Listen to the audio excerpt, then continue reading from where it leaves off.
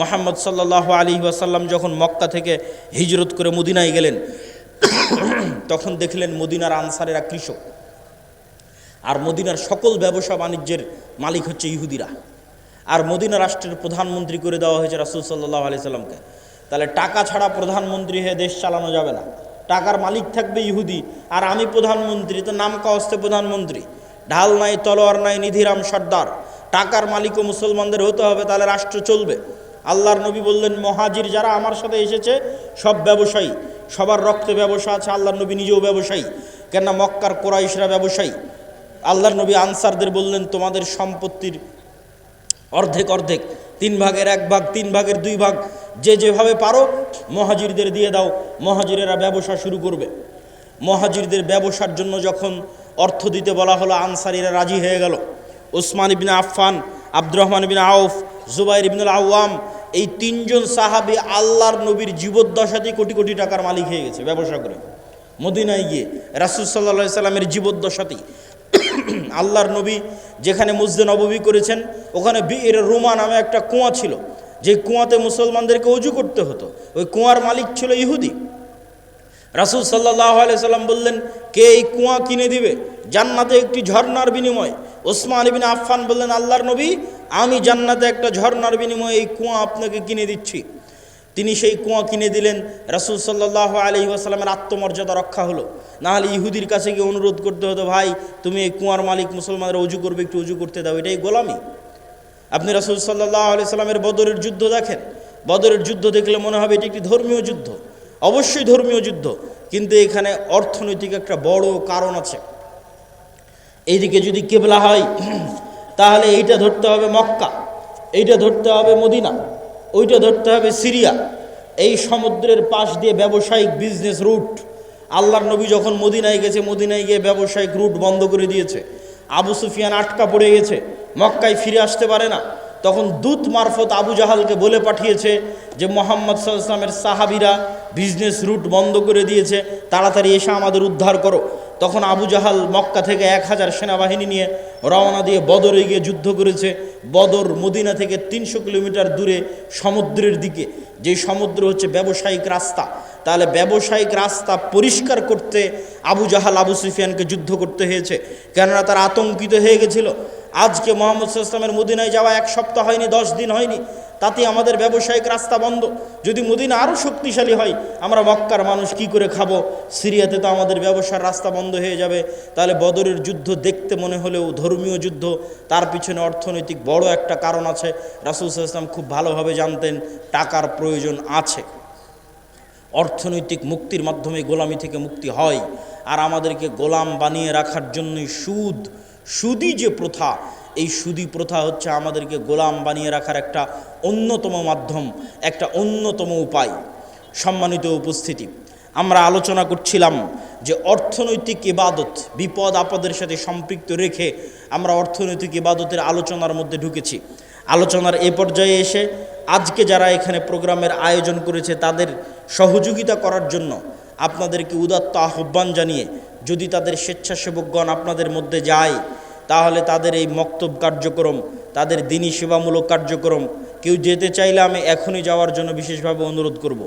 যদি তারা যায় তাহলে আপনারা অবশ্যই একটা ঘটনা শুনেন এবং সেই ঘটনার সাথে সাথে দানও করতে থাকেন।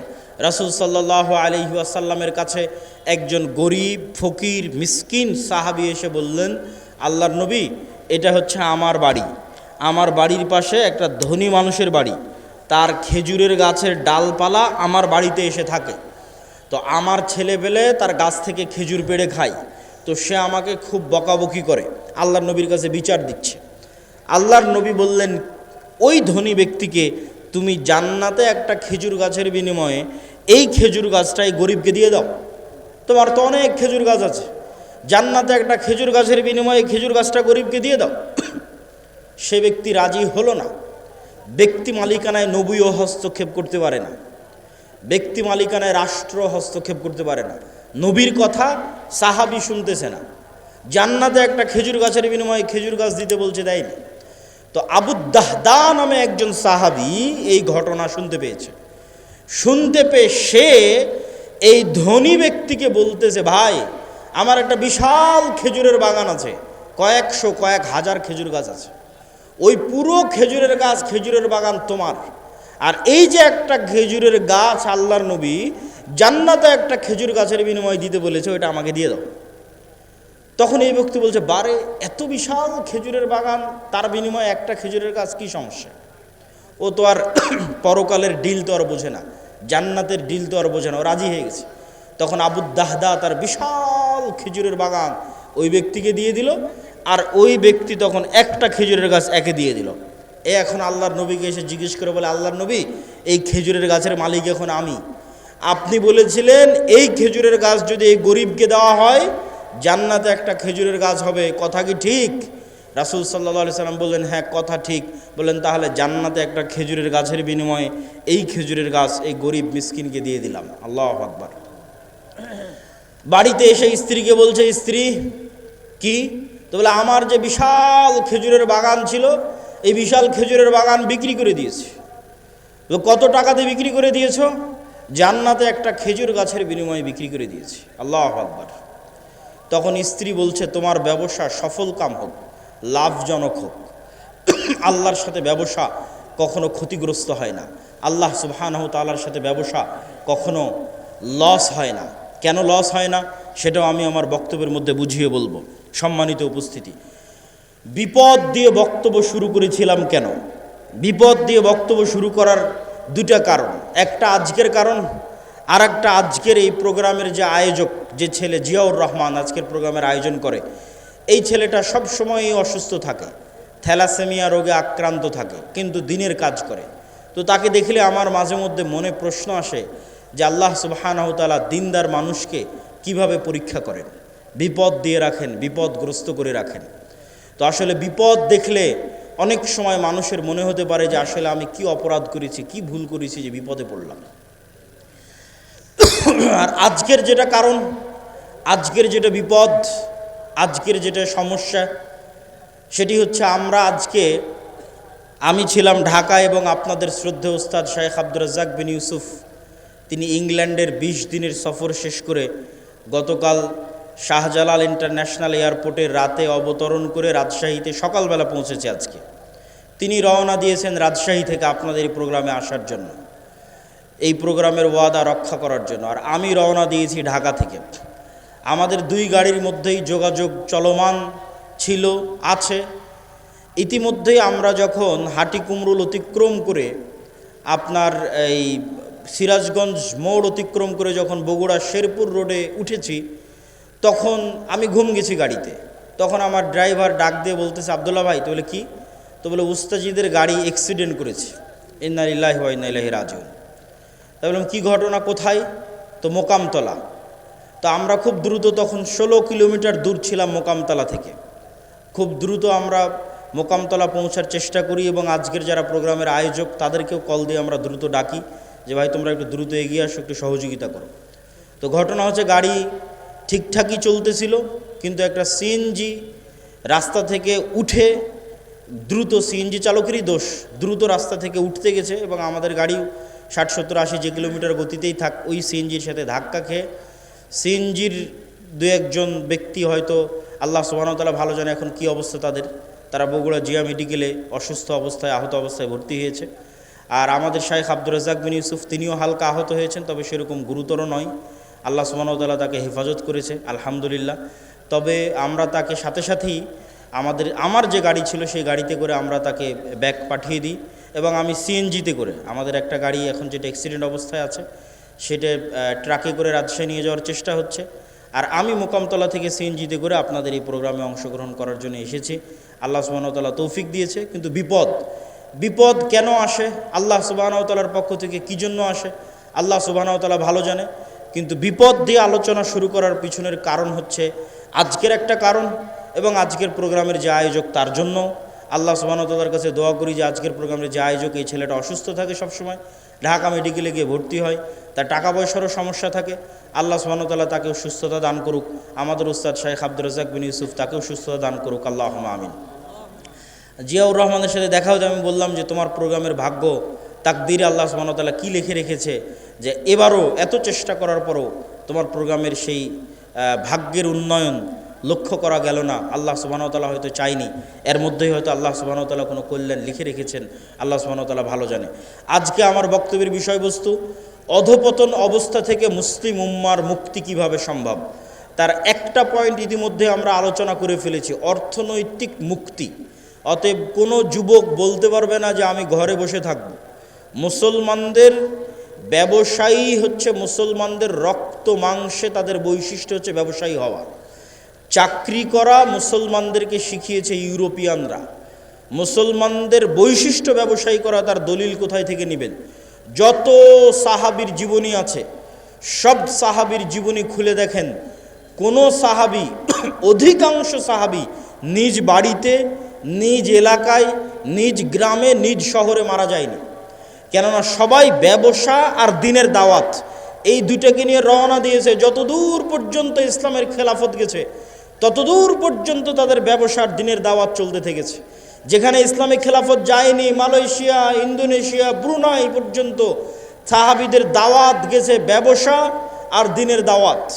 ভারতের কেরালা, বাংলাদেশের চিটাগাং, এগুলোতে পর্যন্ত দাওয়াত এসেছে ব্যবসা এবং দিনের দাওয়াতের মাধ্যমে। কিন্তু ইউরোপীয় উপনিবেশ মুসলমানদের শিখিয়েছে তোমাদের চাকরি করতে হবে। চাকরি শব্দের অর্থ হচ্ছে চাকর থেকে চাকুরি, গোলাম থেকে গোলামি, নৌকার থেকে নৌকরি, চাকর থেকে চাকুরি। চাকুরির মধ্যে একটু হলেও গোলামের আলামত এবং স্বভাব আছে। আল্লামা ইকবাল বলেছেন, জিন্দা কৌমো কা यही है আলামত কে বদলতি রহতি है সুবহ শাম উনকে।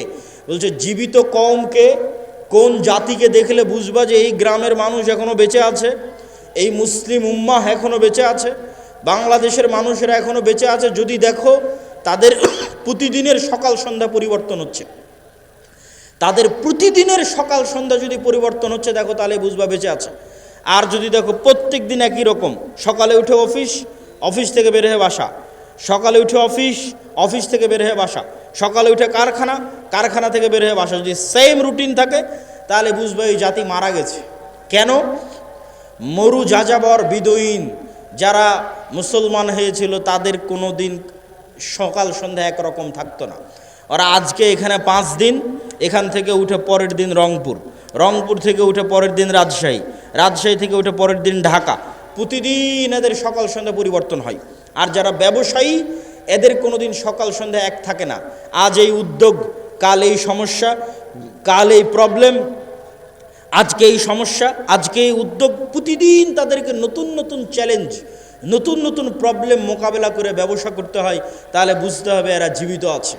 ব্যবসায়ী হতেই হবে, ব্যবসায়ী হওয়ার চেষ্টা যুবক সমাজকে করতেই হবে। কেন? তার একটা দলিল দিই। আইয়ুব আলাইহিস সালাতু ওয়াস সালাম একদা গোসল করছিলেন, তখন আসমান থেকে স্বর্ণের বৃষ্টি হচ্ছে। আইয়ুব আলাইহিস সালাতু ওয়াস সালাম গোসল বাদ দিয়ে ওই স্বর্ণের বৃষ্টি, স্বর্ণ কুড়াতে গেলেন। যখন স্বর্ণ কুড়াতে গেলেন তখন আল্লাহ সুবহানাহু ওয়া তাআলা আইয়ুব আলাইহিস সালাতু ওয়াস সালামকে বলছে, তোমাকে তো আমি গরিব করে দিইনি, তাহলে তুমি কেন স্বর্ণ কুড়াতে গেলে? এখনও তোমার লোভ গেল না? ধন সম্পদের উপর থেকে এখনও তোমার লোভ যায়নি, থেকে গেছে? তখন আইয়ুব আলাইহিস সালাতু ওয়াস সালাম উত্তরে বলছে, আল্লাহ, ধন সম্পদের উপর লোভ থেকে নয়, স্বর্ণের উপর লোভ থেকে নয়, এই যে স্বর্ণ আকাশ থেকে অবতীর্ণ হচ্ছে, এটা আপনার দয়া অবতীর্ণ হচ্ছে, এটা আপনার রহমত অবতীর্ণ হচ্ছে। আর আমি যদি সারা পৃথিবীর সকল ধন সম্পদের মালিক হয়ে যাই, তবু আপনার দয়া থেকে যদি বলি যে না, আল্লাহর দয়া আমার দরকার নাই, তাহলে তো আমি অহংকারী। সারা পৃথিবীর সব ধন সম্পদের মালিক হয়ে গেছি, তাও যদি বুঝতে পারি ওখান থেকে 1 টাকা ইনকাম করা যাবে, তাহলে আমি মনে করব ওই 1 টাকা তো আল্লাহর দয়া। তাহলে ওই 1 টাকা ইনকাম বাদ দিয়ে ঘরে বসে থাকলে এটা অহংকার হবে আল্লাহর দয়ার সাথে। অতএব ওখান থেকে 1 টাকা ইনকাম করা যাবে, ওটা আল্লাহর দয়া, তাড়াতাড়ি ওটা নিতে হবে। আল্লাহ সুবহানাহু ওয়া তাআলা বলছেন, ফাইদা কুজিয়াতিস সালাত ফান্তাশিরু ফিল আরজ ওয়াবতাগু মিন ফাজলিল্লাহ। যখনই তোমাদের সালাত শেষ হয়ে যায়, তখনই তোমরা বের হয়ে যাও পৃথিবীতে। যেখানে পৃথিবীতে তোমরা আল্লাহর দয়া দেখতে পাবে, সারা পৃথিবীতে আল্লাহর দয়া ছড়িয়ে ছিটিয়ে আছে, ওই দয়াগুলো জমা করো, ওই দয়াগুলো একত্রিত করো, ওই রিজিকগুলো অনুসন্ধান করো। তাহলে কোনো যুবকের পক্ষে সমীচীন হবে না, কোনো মানুষের পক্ষে সমীচীন হবে না যে সে বুঝতে পারবে ওখান থেকে 1 টাকা পাওয়া যাবে আর ওই 1 টাকা ইনকামের চেষ্টা করবে না। এটা অহংকার। বক্তব্যের এই পয়েন্ট আর একটা কথা বলে শেষ করে নতুন পয়েন্টের দিকে এগিয়ে যাই। ধনী কিভাবে হবে? আমি ইসলামিক ফাইন্যান্সের ছাত্র হিসেবে আজকে আপনাদের গাইবান্ধার মানুষকে একটা পরামর্শ দিয়ে যাই। ধনী হওয়ার উপায় কি? 1 নাম্বার, ধনী হওয়ার পৃথিবীতে কোনো শর্টকাট রাস্তা নাই। প্রত্যেক শর্টকাট রাস্তা হারাম। প্রত্যেক যে এসে আপনাকে বলবে যে এখানে এটা করো, এতদিনের মধ্যে তুমি এত টাকার মালিক হয়ে যাবে, নিশ্চিত জেনে থাকবেন এটা হারাম।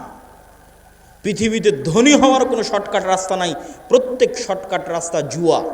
তাহলে ধনী হওয়ার রাস্তা কি? ধনী হওয়ার রাস্তা হচ্ছে কম্পাউন্ড পদ্ধতিতে ধনী হওয়া। সেটা কি? আজকে আপনাদের উপস্থিত জনসমাজকে বললাম আমার এক হাতে আছে 50 লক্ষ টাকা, আর এক হাতে আছে 1 টাকা। আপনারা কে 50 লক্ষ নিতে চান, কে 1 টাকা নিতে চান? তবে শর্ত কি জানেন? এই 50 লক্ষ টাকা থেকে 1 টাকাও বাড়বে না, আর এই 1 টাকা থেকে প্রতিদিন এই 1 টাকাটা দ্বিগুণ হবে। আজ 1 টাকা তো কাল 2 টাকা, 2 টাকা তো পরের দিন 4 টাকা, 4 টাকা তো পরের দিন 8 টাকা, 8 টাকা তো পরের দিন 16 টাকা। কতদিন দ্বিগুণ হবে? 30 দিন। তা আপনারা এখানে বসে থেকেও যদি এখন ক্যালকুলেশন করেন, আপনার মনে হবে আরে বাড়তে তো 8 টাকা, 8 টাকা থেকে 16 টাকার কতই বাড়বে, 16 টাকা থেকে 32 টাকা, তার চেয়ে ভালো এই যে 50 লক্ষ টাকা এটা নিয়ে নিই। আপনি তাহলে ধনী হতে পারবেন না। আপনি এখনও ব্যবসা বুঝেন না, আপনি এখনও জুয়ার মধ্যে আছেন। মনে করতেছেন ব্যবসা মানে মনে হয় জুয়া, যে একটা গেম খেলে নিলাম একবারে ধনী হয়ে গেলাম। এখান থেকে উঠে গিয়ে হিসাব করবেন যে এই 1 টাকা দ্বিগুণ হতে হতে 30তম দিনে কত হবে? 1 কোটি টাকার বেশি হবে। ক্যালকুলেটরে অথবা মোবাইলে বক্তব্যের শেষে হিসাব করবেন যে 1 টাকা থেকে 2 টাকা, 2 টাকা থেকে 4 টাকা, 4 টাকা 8 টাকা, 8 টাকা থেকে 16 টাকা দ্বিগুণ হতে হতে 30তম দিনে কত হয়? 30তম দিনে 1 কোটি টাকার বেশি হয়ে যাবে। তাহলে ধীর স্থিরভাবে টাকা বাড়তে থাকবে। এটা হলো ধনী হওয়ার রাস্তা। ধনী হওয়ার 2 নম্বর রাস্তা। ধরেন আপনাকে 50 লক্ষ টাকা দিয়ে দিলাম, যে যাও তোমাকে 50 লক্ষ টাকা দিয়ে দিচ্ছি। এখন তুমি ধনী হবা কিনা এটা নির্ভর করছে তোমার মেন্টালিটির উপর, মানসিকতার উপর। কে ধনী হবে 50 লক্ষ টাকা নিয়ে, কে ধনী হবে না বুঝেন। যে 50 লক্ষ টাকা নিয়ে গিয়ে চিন্তা করবে আরে 50 লক্ষ টাকা পেয়েছি, তাহলে 50 লক্ষ টাকা থেকে একটা গাড়ি কিনি, মোটরসাইকেল কিনি, তারপরে একটা গাড়ি কিনি 20 লাখ টাকা দিয়ে, বাড়ি করি 30 লাখ টাকা দিয়ে। আর কি করা যায়? একটা এসি কিনি, একটা ফ্রিজ কিনি, আর কি একটা টিভি কিনি। এই ব্যক্তি এই 50 লক্ষ টাকা প্রত্যেক ওই জায়গাতে খরচ করেছে যেখান থেকে আরও খরচ বাড়বে। মোটরসাইকেল কিনেছে, মোটরসাইকেলের তেলে খরচ আছে। গাড়ি কিনেছে, এই যে গাড়ি আজকে আমাদের অ্যাক্সিডেন্ট হলো, গাড়িতে খরচ বাড়বে। গাড়ির গাড়ির টায়ার নষ্ট হবে, চাকা নষ্ট হবে, ওটা নতুন করে কিনতে হবে। প্রতিদিন মোবাইল লাগবে, মোবাইল দিতে হবে। ও যে এসি ফ্রিজ কিনেছে ওখানে কারেন্ট বিল আসবে, বিদ্যুৎ বিল আসবে। মোবাইল কিনেছে, ইন্টারনেট কিনেছে, ওয়াইফাই কিনেছে, ইন্টারনেটের বিল আসবে। তাহলে এই টাকা প্রত্যেক ওই জায়গাতে ব্যবহার করলো যেখান থেকে আরও খরচ বাড়লো। এই জীবনে কোনো দিন ধনী হতে পারবে না। এর ধনী হওয়ার রাস্তা ফুল স্টপ হয়ে গেছে। এই যদি প্রবাস থেকে কোটি টাকা ইনকাম করে নিয়ে আসে তাও ধনী হবে না, গার্মেন্টসে কাজ করে ইনকাম করে তাও ধনী হবে না, আপনারা যদি মাঠে জমিতে কাজ করে টাকা জমা করেন তাও ধনী হবেন না। শেষ ধনী হওয়ার রাস্তা। ধনী কে হবে? 1 টাকা ইনকাম করেছে, 10 টাকা ইনকাম করেছে, ইনকাম করার পর যে চিন্তা করতে পারবে যে আমার গায়ের জামাটা ছিঁড়া আছে, ছিঁড়াই থাক, আমার পায়ের স্যান্ডেলটা ছিঁড়া আছে, ছিঁড়াই থাক, আমার বাড়ি মাটির আছে, মাটিরই থাক। আগে এই 10 টাকা এমন জায়গায় ব্যয় করি যেখান থেকে আর 1 টাকা ইনকাম হবে, যেখান থেকে আর 1 টাকা ইনকাম বের হয়ে আসবে, ওই জায়গাতে আগে ব্যয় করি এই 10 টাকা। এই ব্যক্তি ধনী হয়ে যাবে। সময় লাগবে, 30 বছর সময় লাগবে, কিন্তু এই যে কম্পাউন্ড ওয়েতে আস্তে আস্তে বাড়তে বাড়তে শেষের দিকে গিয়ে কোটিপতি হয়ে যাবে দ্রুত। শেষে গিয়ে দ্রুত কোটিপতি হবে, শুরুতে অত দ্রুত হবে না, কিন্তু ওর পদ্ধতি ঠিক আছে। আর 10 টাকা ইনকাম করে বলবেন আজকে নতুন জামা লাগবে, 10 টাকা ইনকাম করে বলবে আজকে নতুন স্যান্ডেল লাগবে, আজকে এসি ফ্রিজ লাগবে, জীবনে ধনী হবে না। যে টাকা এমন জায়গায় ব্যয় করতে পারে যেখান থেকে আবার টাকা ইনকাম হওয়ার রাস্তা তৈরি হবে, এ ধনী হয়ে যাবে, আজকে যতই গরিব থাকুক। তাহলে মুসলমানদের ধনী হওয়া ছাড়া, অর্থনৈতিক মুক্তি ছাড়া গোলামি থেকে মুক্তির রাস্তা নাই। আজকের পুরো পৃথিবী টিকেই আছে ডলারের গোলামির উপর। ভেনেজুয়েলার প্রেসিডেন্টকে হাত পা বেঁধে তুলে নিয়ে যাওয়ার কারণ কি? টাকা, তেল। আজকে মুসলমানেরা মুক্তি পাচ্ছে না কেন? ডলার ভিত্তিক অর্থনীতির গোলাম। সব IMF ওয়ার্ল্ড ব্যাংকের কাছ থেকে লোন নিয়ে রেখেছে, সারা পৃথিবীর সকল অর্থনীতির কন্ট্রোল ইহুদিদের হাতে। তাহলে মুসলমান বলবে আমি ঘুমাবো, বসে থাকবো, ফ্রি ফায়ার পাবজি খেলবো, ব্যবসা করবে না, টাকা পয়সা ইনকাম করবে না, মুক্তি হবে, এটা অসম্ভব। ব্যবসা করতে হবে, টাকা পয়সা ইনকাম করতে হবে। আল্লাহ সুবহানাহু ওয়া তাআলা কবুল করুক, আল্লাহুম্মা আমিন। গোলামি থেকে মুক্তির জন্য 2 নম্বর করণীয় ঈমান বিল গায়বে ইয়াকিন এবং সর্বোচ্চ তাওহীদে বিশ্বাস। আল্লামা ইকবাল লিখেছেন, ये दौर अपने बराहिम की तलाश में है। আজকের যুগে মুসলমানদের মুক্তির একটাই রাস্তা, আজকে মুসলমানদের মধ্যে একজন ইব্রাহিম আলাইহিস সালাম লাগবে। নাই, ইব্রাহিম আলাইহিস সালাম নাই মুসলমানদের মধ্যে। আল্লামা ইকবাল গবেষণা করে দেখেছে, অনুসন্ধান করে দেখেছে,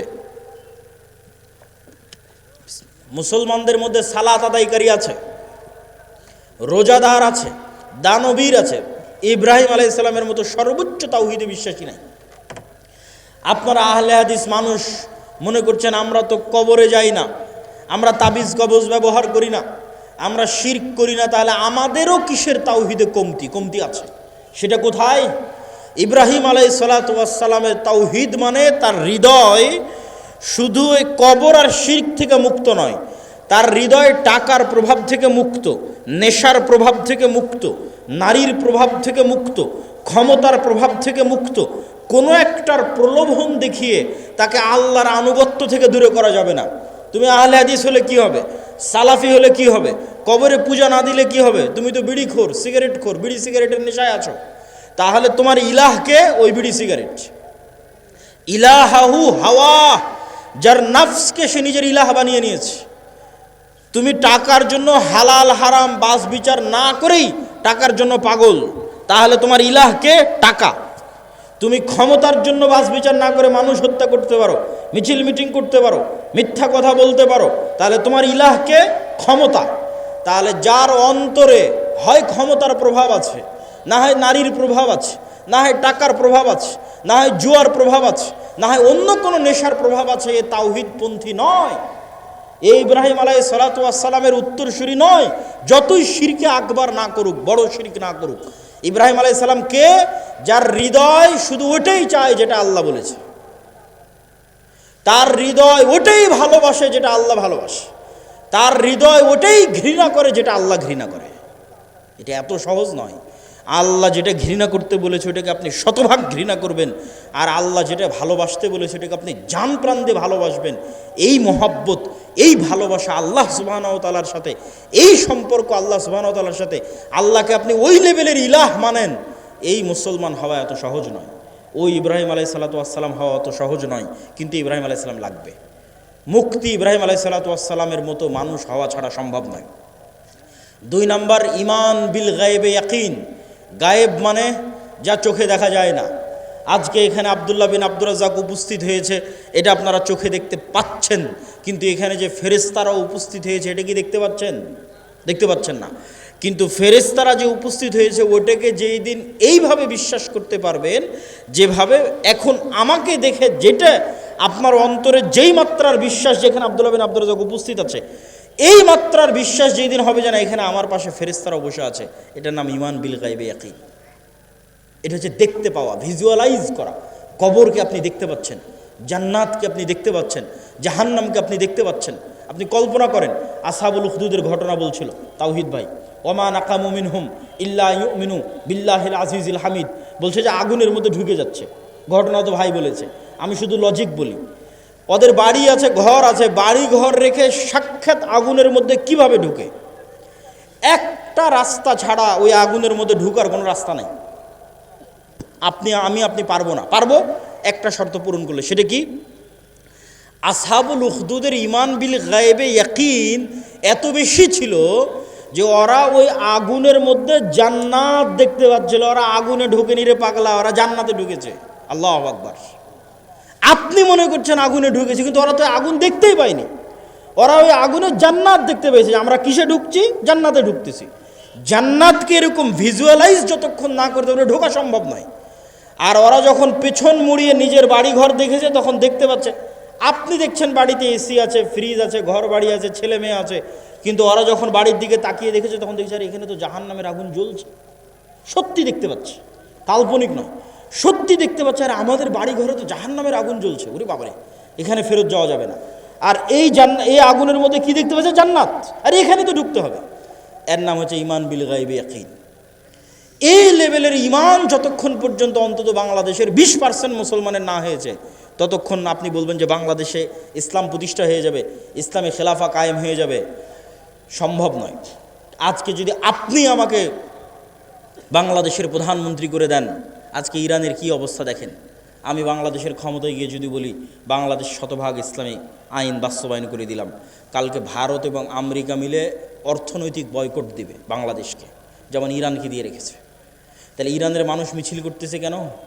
আপনিও মিছিল করবেন কেন? অর্থনৈতিক বয়কট দেওয়ার পর ডলার আসবে না, গার্মেন্টস বন্ধ হয়ে যাবে। তাহলে গাইবান্ধার মানুষ খাবে কি? গাইবান্ধার মানুষ এখন যেই জীবনযাত্রায় অভ্যস্ত, এই মানের জীবনযাত্রা থাকবে না। বিদ্যুৎ আছে, বিদ্যুৎ থাকবে না, অল্প থাকবে, যাবে আসবে। যে কয়েকজনের বাড়িতে এসি চলছে আর এসি চালাতে পারবে না, যে কয়েকজন ফ্রিজ আছে ওরা চালাতে পারবে না। তাহলে জীবনযাত্রার মান কমে যাবে। যখনই জীবনযাত্রার মান কমে যাবে তখন বলবে রাখো তোমার ইসলাম, আগের যেটা সেকুলার দেশ ছিল ওটাই ভালো ছিল। কখন বলবে না রাখো তোমার ইসলাম? যখন ওই আসহাবুল উখদুদের মতো ঈমান হবে, দেখতে পাবে আর এটা তো জান্নাত, আর এটা তো জাহান্নাম, এটা যেদিন দেখতে পাবে।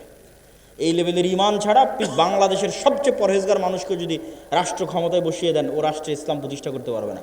বাংলাদেশের মানুষও আগে টেনে নামাবে যে তুই ক্ষমতায় থাকলে আমরা খেতে পাই না, টেনে নামাবে। কিন্তু যখন মনে করবে যে আমি খেতে পাচ্ছি না, এটাই কোরআনের ওই আয়াত, আম হাসিবতুম আন তাদখুলুল জান্নাহ ওয়ালাম্মা ইয়াতিকুম মাসালুল লাযীনা খালাউ মিন ক্বাবলিকুম মাসাতহুমুল বাসা ওয়াদ দাররা ওয়া যুলজিলু হাত্তা ইয়াকুলার রাসূলু ওয়াল লাযীনা আমানু মাআহু মাতা নাসরুল্লাহ। দুনিয়ার মানুষ, জান্নাত কি তোমাদের নানির বাড়ি? জান্নাত কি তোমাদের মামার বাড়ি? আল্লাহ বলছেন আম হাসিবতুম আন তাদখুলুল জান্নাহ, মনে করে নিলার জান্নাতে চলে গেলা, অথচ তোমাদের অতীতে যারা চলে গেছে তারা যে পরিমাণ কষ্ট সহ্য করেছে, তারা যে পরিমাণ আল্লাহর পরীক্ষার মুখোমুখি হয়েছে, সেই পরিমাণ পরীক্ষা দুঃখ কষ্ট তোমরা কিছুই ভোগ করনি, আর বলছো জান্নাতে চলে যাব? সম্ভব নয়। সম্মানিত উপস্থিতি, ঈমান বিল গায়বি ইয়াকিন। গায়েব মানে না দেখা জিনিসকে দেখতে পাওয়া।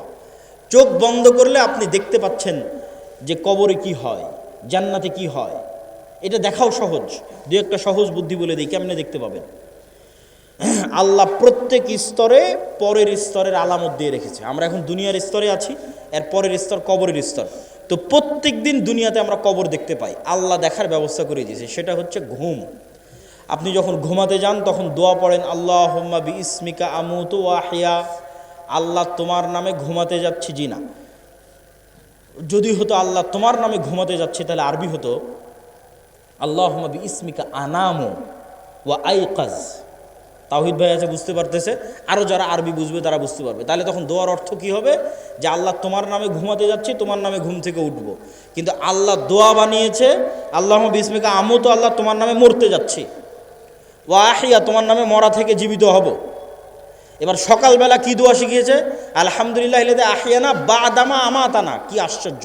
বলে আল্লাহ মরে গেছিলাম রাতের বেলা, মরা থেকে এখন জীবিত হলাম। বা'দামা আমাতানা, মৃত্যুর পর। আল্লাহ রাতে মৃত্যু সংঘটিত হয়ে গেছিল, মৃত্যুর পর সকালবেলা তুমি জীবিত করে দিয়েছো। এটা হলো দোয়া। তাহলে প্রত্যেক দিন আমরা কবরে যাচ্ছি, প্রতি রাতে যখনই ঘুমাই তখনই কবরে যাই। ওটাই বারজাখের জীবন। বারজাখী জীবন ওই রকমই, কাছাকাছি। সেটা স্বাদ আল্লাহ সুবহানাহু ওয়া তাআলা দেন। যদিও রুহের পার্থক্য ভেদে বারজাখী জীবনে এক একজনের এক এক রকম হবে। যেমন যারা শহীদের রুহ, এরা পাখি হিসেবে জান্নাতে উড়বে, তাদের খাবারের ব্যবস্থা থাকবে। যারা শহীদের রুহের চাইতে উপরের লেভেলের রুহ, তারা আল্লাহর আরশে ঝুলন্ত থাকবে, বাতির মতো, আলোক বাতির মতো আল্লাহর আরশে ঝুলন্ত থাকবে। যারা তাদের চেয়েতেও টপ লেভেলের রুহ, নবীদের রুহ, তো নবীরা আরও টপ লেভেলের লাইভ জীবনযাপন করবে বারজাখে, লাইভ জীবনযাপন বারজাখে। মুসা আলাইহিস সালামের সাথে সাক্ষাৎ হচ্ছে, মসজিদে আকসায় নামাজ পড়তেছে মুহাম্মদ সাল্লাল্লাহু আলাইহি ওয়াসাল্লামের পিছনে। ইব্রাহিম আলাইহিস সালামের সাথে সাক্ষাৎ হচ্ছে। সবাই তো মরে গেছে, সবাই তো বারজাখী জীবনে আছে, কিন্তু নবীদের রুহ আরও আপার কোয়ালিটি, ওদের বারজাখী জীবনের ধরন আরও ভিন্ন, লাইভ। আর সাধারণ মুসলমানের রুহ ইল্লিয়িনে থাকবে যদি মুমিন হয়, আর কাফের, মুশরিক, ফাসিক, মুনাফিক হলে সিজ্জিনে থাকবে। এবার যখন চলে গেছে ইল্লিয়িনে, যখন চলে গেছে বারজাখী জীবনে, ওখান থেকে এবার জাহান্নাম দেখা যাবে প্রতিদিন, ওখান থেকে এবার জান্নাত দেখা যাবে প্রতিদিন। যেমন দুনিয়াতে প্রতিদিন কবর দেখা যাচ্ছে, প্রতিদিন ঘুমাচ্ছি, প্রতিদিন কবরে যাচ্ছি, এবার যখন কবরে চলে যাব, মানে চিরন্তন ঘুমে চলে যাব, তখন প্রতিদিন জান্নাত দেখব, জাহান্নাম দেখব। যে জাহান্নামের অধিকারী সে জাহান্নাম দেখবে, যে জান্নাতের অধিকারী ওই জান্নাত দেখবে। এবার কিয়ামত হওয়ার পর তখন সেখানে বাস্তবে প্রবেশ করবে।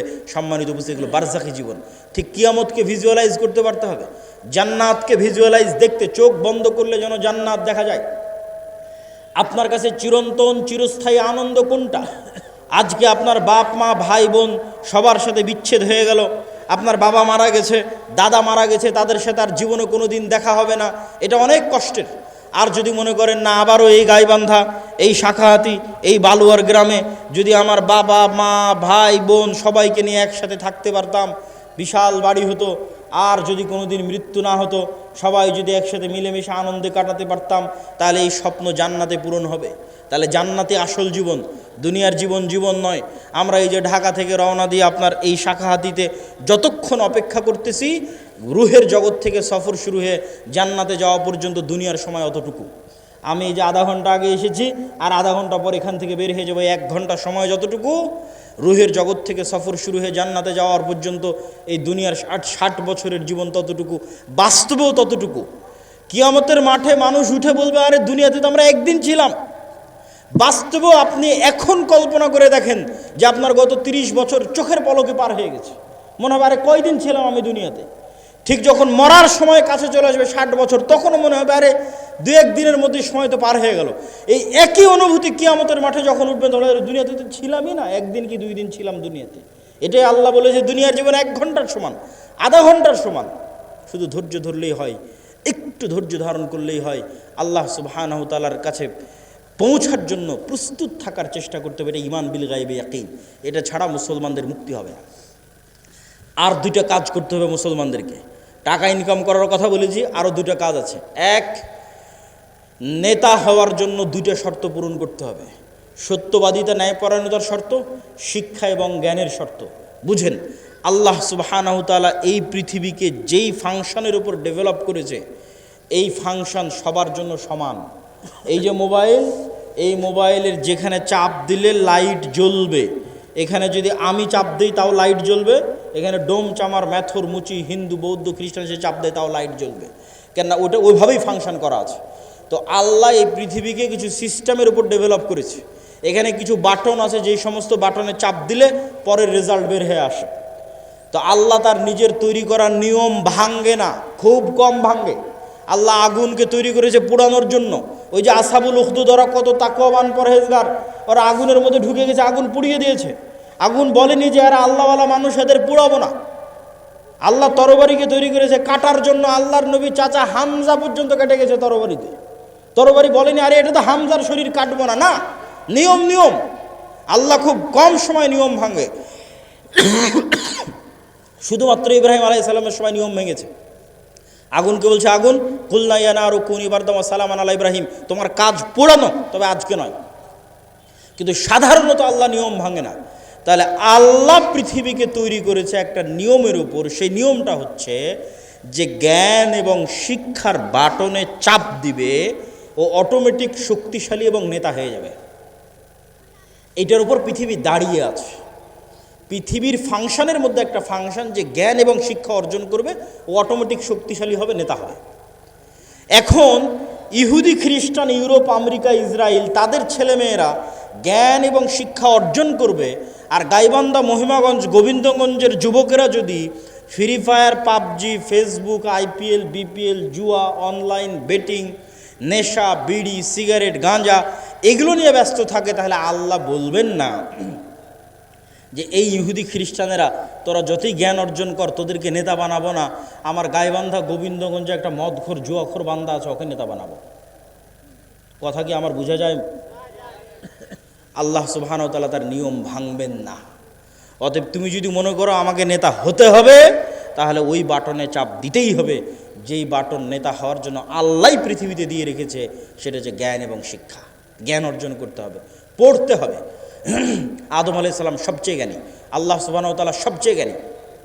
জ্ঞান আল্লাহর বৈশিষ্ট্য, জ্ঞান আদম আলাইহিস সালামের বৈশিষ্ট্য। তলুতকে নেতা বানানো হয়েছে জ্ঞানের কারণে। অতএব যুবক সমাজ তোমাদের জ্ঞান অর্জন করতে হবে। তারপরের পয়েন্ট কি? ন্যায়পরায়ণতা, সত্যবাদিতা।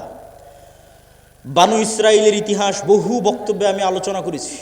বানু ইসরায়েলের ইতিহাসের সামারি কি, নবীর সন্তানেরা কিভাবে গোলাম হয়ে গেল, গোলাম হওয়ার কারণে কি কি বিকৃতি আসলো। এই যে এক্ষুনি ইউসুফ আলাইহিস সালামের গল্প বললাম, ইব্রাহিম, ইসহাক, ইয়াকুব, ইউসুফ, তাদের ছেলেরাই বানু ইসরায়েল। এরা ফেরাউনের গোলাম হয়ে গেল, 300 বছর গোলাম থাকলো। গোলাম হওয়ার পর মুসা আলাইহিস সালাম এসে এদের বাঁচালো। বাঁচানোর পর গোলামির কারণে কি কি পরিবর্তন হলো নবীর ছেলেদের, ইব্রাহিমের ছেলেদের কি কি পরিবর্তন আসলো গোলামির কারণে। আল্লাহ বলছেন যাও যুদ্ধ করতে হবে জেরুজালেমে। নবীর ছেলেরা কি বলে, ইজহাব আনতা ওয়া রাব্বুকা ফাকাতিলা, তুমি আর তোমার আল্লাহ গিয়ে যুদ্ধ করো। তারা ইব্রাহিম আলাইহিস সালামের ছেলে। আল্লাহ বলছেন এটা তাওরাত, ঈমান আনো। নবীর ছেলেরা কি বলছে, লান নুমিনা লাকা হাত্তা নারাল্লাহ জাহরাতান, যতক্ষণ তোমার আল্লাহকে স্বচক্ষে না দেখছো ততক্ষণ ঈমান আনবো না। আরে তুই তো এখনই দেখলি যে ফেরাউন ডুবে মরল, আর কি দেখা লাগবে? এখনই ওর চোখের সামনে ফেরাউন ডুবে মরেছে। ফেরাউন ওদের উপর জুলুম করতো, সমুদ্রে ফেড়ে রাস্তা তৈরি হয়ে গেছে। এরা এখন এসে বলে যে আল্লাহকে না দেখলে ঈমান আনবো না।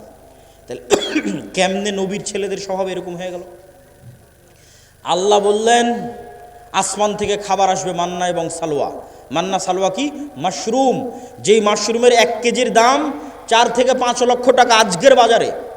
আর বিশেষ এক প্রকার কোয়েল পাখির মতো ছোট সুস্বাদু পাখির গোস্ত জান্নাত থেকে আসতো।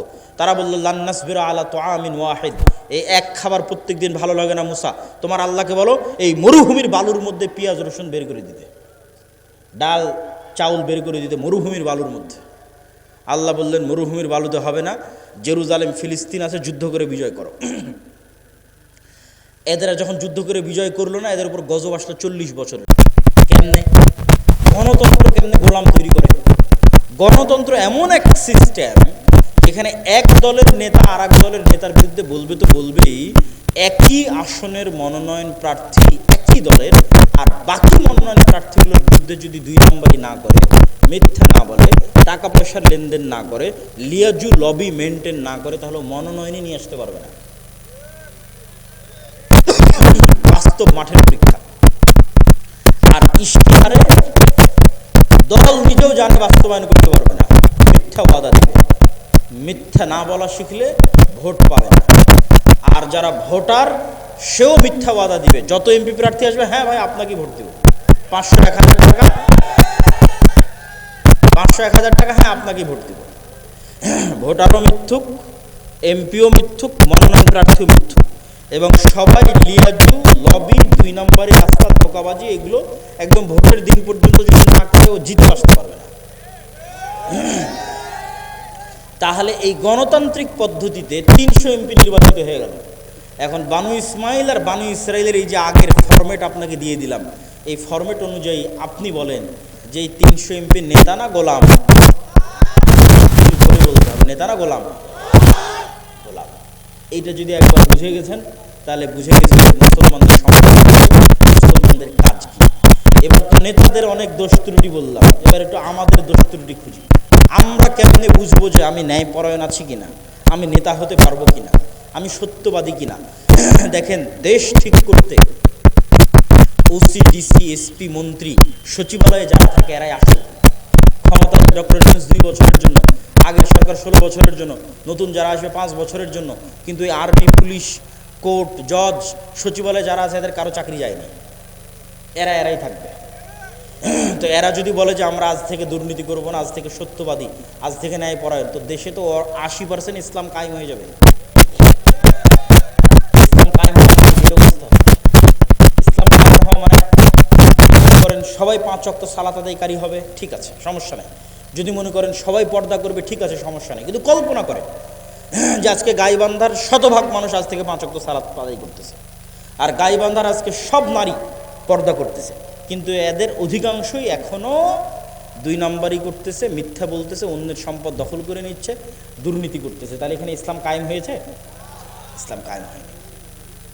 এবার আপনি বুঝবেন কেন বললাম ওসিডিসি, এসপি এরা যদি আজ থেকে শতভাগ সৎ হয়ে যায়, তাহলে 80% ইসলাম কায়েম হয়ে যাবে। শুধু কি তাই, এই ওসিডিসি, এসপি, মিনিস্টার, সচিবালয় যারা আছে, এরা আল্লাহকে ধোঁকা দিতে চায়, মানুষকে ধোঁকা দিতে চায়। 2 নম্বরই উপায়ে টাকা ইনকাম করে সেই টাকা দিয়ে হজ করে পাপ ক্ষমা করতে চায়। নাউজুবিল্লাহ। এই পাগলদেরকে কে বুঝাবে যে তুমি যে অবৈধ টাকা দিয়ে হজ করছো এটা তো কবুল হয়নি, কোনো সমস্যা নাই। তোমার মনের স্বাদ যে তুমি হজ করবা, তোমার মনের স্বাদ যে তুমি মসজিদ কমিটির মেম্বার হবে, টাকা পয়সা দিবা, দান করবা। তো তুমি দান করে জানে কি পাবা, হজ করে জানে কি পাবা, তার চেয়ে তো সিক্রেট তোমার কাছেই আছে, এর চেয়ে বেশি নেকি পাওয়ার। সেটা কি? রাসূল সাল্লাল্লাহু আলাইহি ওয়াসাল্লাম বলেছেন, সাবআতু ইউযিল্লুহুমুল্লাহ ইয়াওমা লা যিল্লা ইল্লা যিল্লুহু, ইমামুন আদিল, যে 7 শ্রেণীর মানুষকে আল্লাহ বিশেষ ছায়া দিবে। তার 1 নম্বরে তাহাজ্জুদ গুজারকে অতিক্রম করে 1 নম্বরে চলে গেছে, দানবীরকে অতিক্রম করে 1 নম্বরে চলে গেছে, যে ওসি তার পদে বসে কিন্তু চুল পরিমাণ অন্যায় করে না, মিথ্যা বলে না। আল্লাহু আকবার। যে ডিসি, যে এসপি, যে প্রিন্সিপাল তার পদে বসে কিন্তু চুল পরিমাণ অন্যায় করে না, মিথ্যা বলে না, এটা 1 নম্বরে চলে গেছে, ইমামুন আদিল। তাহলে তুমি অন্যায় উপায়ে সুদ ঘুষ নিয়ে টাকা ইনকাম করে হজ দান করতে চাচ্ছ, এটা তো চরম বোকামি। তুমি যেখানে দায়িত্ব পালন করছো ওখানে সত্য ন্যায়ের সাথে দায়িত্ব পালন করো, ওটাই ইবাদত। এবার আপনাদেরকে বলি, আপনি আপনার একটা উদাহরণ, আপনার বোনকে আপনার পিতার সম্পত্তিতে ন্যায়ের সাথে সম্পত্তি বুঝিয়ে দিয়েছেন কিনা? যদি হ্যাঁ হয় তাহলে আপনার নেতা হওয়ার সম্ভাবনা আছে, যদি না হয় তাহলে আপনার মধ্যে বানু ইসরাইলের গোলামির স্বভাব বিরাজ করতেছে, আপনি গোলাম, আপনার পরবর্তী 14 প্রজন্ম গোলাম। নেতা হতে চাইলে আগে নিজেকে ন্যায় পরায়ণ হতে হবে, যে না, আমার বাবা যা জমি দিয়ে গেছে আমি আজকেই ন্যায়ের ভিত্তিতে আমার বোন যা পায় সেটা আমি বুঝিয়ে দেব। আমি কি আমার স্ত্রীর সাথে ন্যায় করি, আমি কি আমার বাপ মায়ের সাথে ন্যায় করি, আমি কি আমার ছেলে মেয়ের সাথে ন্যায় করি। এইভাবে যখন ন্যায় প্রতিষ্ঠার চ্যালেঞ্জে আন্দোলন তৈরি হবে যে আমরা ন্যায় প্রতিষ্ঠা করব সমাজের রুট লেভেল থেকে টপ লেভেল পর্যন্ত, এমনি রাষ্ট্রে ইসলাম কায়েম হয়ে যাবে, 80% ইসলাম কায়েম হয়ে যাবে এবং এরাই নেতা হবে। এখান থেকে নেতৃত্বের শুরু হবে। ওসমান হাদি, যাকে গুলি করে হত্যা করা হয়েছে, সে নির্বাচিত কোনো এমপিও নয়, সে বড় কোনো দলের নেতাও নয়, তার কোনো লাখ লাখ কর্মী বাহিনীও নয়, তাহলে তাকে গুলি করে হত্যা করা হলো কেন? এইটার ক্ষমতা, এটা দেখে আপনি বুঝবেন যে সত্যবাদিতার ন্যায়পরায়ণতার ক্ষমতা কি। সত্যবাদিতা এবং ন্যায়পরায়ণতা থাকলে মানুষ যে আসল নেতা হয়, মানুষ যে প্রকৃত নেতা হয়, তার প্রমাণ হচ্ছে ওসমান হাদি। এই রকম যুবক লাগবে। আজকের বক্তব্যে যতগুলো পয়েন্ট তুলে ধরেছি, একটা একটা করে পয়েন্ট আপনারা মিলান। 1 নাম্বার, যার ঈমান বিল গায়বে ইয়াকিন আছে। 2 নাম্বার, যার শতভাগ তাওহীদ আছে। 3 নাম্বার, যে টাকা পয়সায় গরিব ফকির নয়, ব্যবসায়ী। 4 নাম্বার, যে জ্ঞানে ভালো জ্ঞান, উচ্চ ডিগ্রি জ্ঞান অর্জন করে এসেছে। 5 নাম্বার, যে সত্যবাদী ন্যায়পরায়ণ, জ্ঞানকে বিক্রি করে না, টাকাকে অন্যায় উপায়ে লাগায় না। এই রকম যদি 500 যুবকও তৈরি হয়, তাহলে এই 500 যুবকই বিপ্লব তৈরি করে ফেলতে পারবে, শুধু বাংলাদেশে নয়, সারা পৃথিবীতে, ইনশাআল্লাহ। বলেন ইনশাআল্লাহ। তবে হ্যাঁ, এই রকম যুবকদের উপর বিপদ নেমে আসবে, যেমন আসহাবে কাহাফের উপর বিপদ নেমে এসেছিল। বাঁচার রাস্তা, তার জন্য 2টা সিক্রেট থিওরি বলে আজকের বক্তব্য শেষ করব। 2টে আল্লাহর সাহায্য পাওয়ার মাধ্যম। আল্লাহর সাহায্য ছাড়া বিজয় হয়নি, হবে না, হয়নি, হবে না। আল্লাহর সাহায্য লাগবে। আল্লাহর সাহায্য পাওয়ার 1 নম্বর উপায় সালাত, 2 নম্বর উপায় জিকির। সালাত কি? আজকে এখানে বসে বক্তব্য দিচ্ছি, আমেরিকায় বসে মানুষ লাইভ দেখতেছে, ইংল্যান্ডে বসে লাইভ দেখতেছে, ঢাকায় বসে লাইভ দেখতেছে। তো এই যে ইন্টারনেটের মাধ্যমে, মোবাইলের মাধ্যমে 1000 কিলোমিটার দূর থেকে আমার সাথে তারা লাইভ কানেক্টেড হয়েছে। অনলাইন কোর্সে জুম অ্যাপের মধ্যে, গুগল মিটের মধ্যে পাসওয়ার্ড দিয়ে যখন 1000 কিলোমিটার দূরে থাকা ছাত্র 1000 কিলোমিটার দূরে থাকা শিক্ষকের সাথে কানেক্টেড হয় লাইভে এবং ক্লাস নেয়, মুখোমুখি হয়। সালাত এমন এক প্রযুক্তি যা 7 আসমানে থাকা, আরশে থাকা, রব্বুল আলামিনের সাথে জমিনে থাকা আল্লাহর সৃষ্টি মানুষের মধ্যে লাইভ কানেক্টেড করে দেয়। সালাত, আল্লাহু আকবার। আমি আল্লাহর নবীর হাদিস আপনাদের সহজবোধ্য করে অনুবাদ করলাম। হাদিস আল্লাহর নবীর, যে বান্দা যখন সালাতে দাঁড়ায় তখন আল্লাহ সুবহানাহু ওয়া তাআলা বান্দার মুখোমুখি হয়ে যায়। বান্দার চোখ যখন সিজদার দিকে থাকে, কলব যখন কানেক্টেড থাকে, তখন বান্দার সাথে আল্লাহ সুবহানাহু ওয়া তাআলা মুখোমুখি। এই সালাত আমার এবং আপনার বাঁচার রাস্তা। সালাত ছাড়া বাঁচার রাস্তা নেই। সালাত নাই, আল্লাহর গন্তির মধ্যে নাই, আল্লাহর কাউন্টের মধ্যে নাই, আল্লাহর খাতার মধ্যে নাই, আল্লাহর গণনার মধ্যে নাই। কে আপনি? আল্লাহ সুবহানাহু ওয়া তাআলা আপনাকে চেনে না। আপনি কিসের তাকবীর দেন, কিসের মিছিল মিটিং করেন, কিসের ভোট দেন, আল্লাহ সুবহানাহু ওয়া তাআলার গণনার মধ্যে আপনি নাই, তখনই গন্তির মধ্যে ঢুকবেন যখন আপনি 5 ওয়াক্ত সালাতে উপস্থিত হবেন। 5 ওয়াক্ত সালাত ছাড়া মুসলমানের বাঁচার কোনো রাস্তা নাই। সকল বিপদে আপদে মুসলমানের আসমানি মদদের দরকার, আসমানি সহযোগিতার দরকার। এই জন্য সূর্যগ্রহণের সালাত, চন্দ্রগ্রহণের সালাত, বৃষ্টি নাই সালাত, যে কোনো বিপদ আপদে সালাত। কেন? এটা একটা টেকনোলজি, এটা একটা প্রযুক্তি, যা দিয়ে জমিনে থেকে 7 আসমানে থাকা রব্বুল আলমিনের সাথে লাইভ কানেক্টেড হওয়া যায়। সম্মানিত বুঝি, 2 নাম্বার জিকির। জিকির কেন পাওয়ারফুল এটা বলে আজকের বক্তব্য শেষ করে দেবো, উঠিয়েন না, খুব গুরুত্বপূর্ণ। সব শেষ পয়েন্ট কিন্তু সবচেয়ে গুরুত্বপূর্ণ। জিকির কেন পাওয়ারফুল? সাউন্ড এবং শব্দ পাওয়ারফুল, এইটা আমরা বুঝি না। আজকের আধুনিক সভ্যতা টিকে আছে ইন্টারনেটের উপর। এই ইন্টারনেট টিকে আছে কিসের উপর? আলোর মধ্যে দিয়ে ডাটা ট্রান্সফার হয়, এটার উপর আমি কথা বলতেছি। এটা আলোর মধ্যে দিয়ে মোবাইল হয়ে, নেটওয়ার্ক হয়ে, টাওয়ার হয়ে চলে যাচ্ছে আমেরিকাতে। আলোর মধ্যে দিয়ে আমার ভিডিও চলে যাচ্ছে, আলোর মধ্যে ডাটা ট্রান্সফার হয়। এটার উপর আজকের সভ্যতা দাঁড়িয়ে আছে। আর পৃথিবীর সবচেয়ে উন্নত প্রযুক্তির সভ্যতা হচ্ছে শব্দভিত্তিক, আওয়াজ ভিত্তিক, যেটার জ্ঞান আজকের বিজ্ঞানীদের নাই। কিছু জ্ঞান সুলাইমান আলাইহিস সালামের ছিল। সেটা কি? আজকে এখানে যদি কোনো চাইনিজ বসে থাকে, ও শুধু আমার আওয়াজই শুনতে পাবে। আওয়াজ কি বলছে, আওয়াজ, শব্দ। এখানে যদি এখন একটা চাইনিজ বসে বক্তব্য দেয়, তাহলে আপনি খালি আওয়াজ শুনতে পাবেন, কিছু বুঝতে পারবেন। তাহলে আমি আলটিমেটলি একটা আওয়াজ উচ্চারণ করতেছি, যেটা আপনি বুঝেন, কিন্তু আরেকজনের কাছে এটা শুধুই আওয়াজ, আর কিছু না। তাহলে ওই পাখি, ওই গরু, ওই ছাগল, এই পিঁপড়া অবশ্যই আওয়াজের একটা ফরম্যাট আছে, যে ফরম্যাট উচ্চারণ করলেও বুঝবে। আওয়াজের একটা ফরম্যাট আমি এখন উচ্চারণ করছি, আপনি বুঝতেছেন। আর একটা ফরম্যাট কি? মাই নেম ইজ আব্দুল্লাহ, এটা আরেকটা ফরম্যাট আওয়াজের। আর একটা ফরম্যাট কি? আনা আব্দুল্লাহ, এটা আরেকটা ফরম্যাট, শুধু আওয়াজ। ফরম্যাট চেঞ্জ হচ্ছে, আরবি, বাংলা, ইংরেজি, এইরকমই একটা ফরম্যাট চেঞ্জ হবে। তাহলে পিঁপড়া যে উড়তে হাঁটতেছে, ওই যে মশা বসে আছে, ও বুঝবে যেটা কি আওয়াজ দিল রে, মশা তুমি উড়ো, তো ও বুঝতে পারবে, উড়ে চলে যাবে। ওই আওয়াজটা আমি জানি না, এই আওয়াজটা সুলাইমান আলাইহিস সালাম জানতেন, আল্লাহ দিয়েছিলেন। তাহলে আওয়াজ সবচেয়ে টপ লেভেলের প্রযুক্তি, যার উপর দিয়ে প্রযুক্তি হয় না। একটা উদাহরণ বলি। সুলাইমান আলাইহিস সালাম বললেন, রানী বিলকিসের সিংহাসনকে নিয়ে আসতে হবে। ইফরিত নামক জিন বলল, আমি নিয়ে আসব, আপনি এখানে বসে আছেন, বসা থেকে উঠার পূর্বে নিয়ে আসবো। সুলাইমান আলাইহিস সালামের পছন্দ হয়। আল্লাযী ইনদাহু ইলমুম মিনাল কিতাব, সে বলল, আরেকজন বলল, চোখের পলক পড়ার পূর্বে নিয়ে আসবো। তো ওর বর্ণনা দিতে গিয়ে আল্লাহ কোরআনে বলছে, যার কাছে কিতাবের জ্ঞান আছে সে বলল, সে মানুষ কি জিন আল্লাহ ভালো জানে। আল্লাহ বলছেন, যার কাছে কিতাবের জ্ঞান আছে সে বলল, চোখের পলক পড়ার পূর্বে সিংহাসন আপনার সামনে উপস্থিত হবে। তাহলে ইফরিত নামক জিন গায়ের জোরে সিংহাসন নিয়ে আসতে চেয়েছে। আর যে বলল, যার কাছে কিতাবের জ্ঞান আছে, এখন জ্ঞানের জোরে সিংহাসন নিয়ে আসবে। এ আবার কি জ্ঞান? কোরআনের ধারা বিবরণী তাই বলছে, জ্ঞানের জোরে।